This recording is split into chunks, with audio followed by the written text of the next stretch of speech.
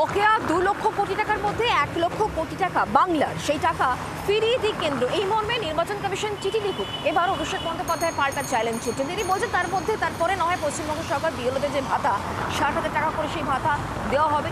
এই কথাই অভিষেক বন্দ্যোপাধ্যায় বলছেন। আসলে আগে কাকেরা টাকা দিক, তারপরে না হয় এ রাজ্য সরকার টাকা দেবে, এমনটাই বলা হচ্ছে। কিন্তু অভিষেক বন্দ্যোপাধ্যায়ের তরফ থেকে একেবারে চ্যালেঞ্জ ছুড়ে দিচ্ছেন তিনি।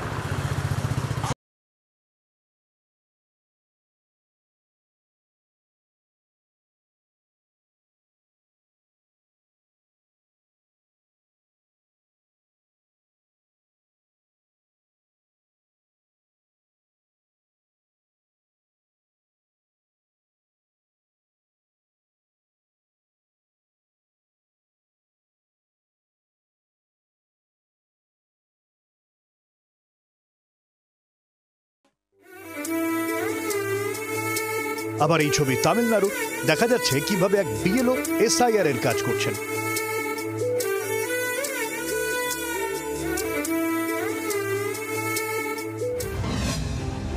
সোশ্যাল মিডিয়ায় এসব ছবি পোস্ট করেছেন নির্বাচন কমিশন।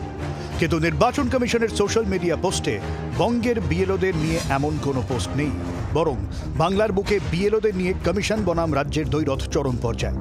রাজ্যের শাসক দল তৃণমূল কংগ্রেস যেমন একের পর এক বিএলওর মৃত্যু, আত্মহত্যা এবং অসুস্থতা নিয়ে সরব, ঠিক তখনই বিএলওদের ভাতা নিয়ে সরব নির্বাচন কমিশন। বিএলওদের ভাতা নিয়ে খোদ মুখ্য নির্বাচন কমিশনার জ্ঞানেশ কুমার তৃণমূলের প্রতিনিধি দলের সামনেই সরব হয়েছিলেন।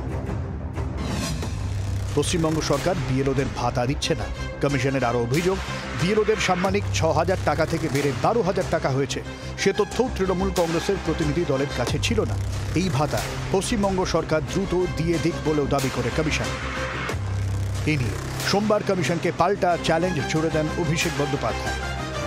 ইলেকশন কমিশনকে আমি অনুরোধ করব দলের জেনারেল সেক্রেটারি হিসেবে, যে বাংলার 2 লক্ষ কোটি টাকা রাজ্য সরকারের পাওনা রয়েছে। আপনারা একটা চিঠি লিখুন যে কেন্দ্র কোন আইনের কি ক্লজের নিরিখে এই 2 লক্ষ কোটি টাকা আটকে রেখেছে। 50% টাকা অর্থাৎ 2 লক্ষ কোটি টাকা আজকে প্রাপ্য। 1 লক্ষ কোটি টাকা যদি কেন্দ্র সরকার ছাড়ে, যেখানে ইলেকশন কমিশন অর্ডার করে বিএলওদের পারিশ্রমিক করেছে 12,000, তৃণমূলের সরকার 60,000 টাকা দেবে। এত যদি বিএলওদের উপর মায়া ছিল, টাকাটা কেন দিচ্ছিলেন না?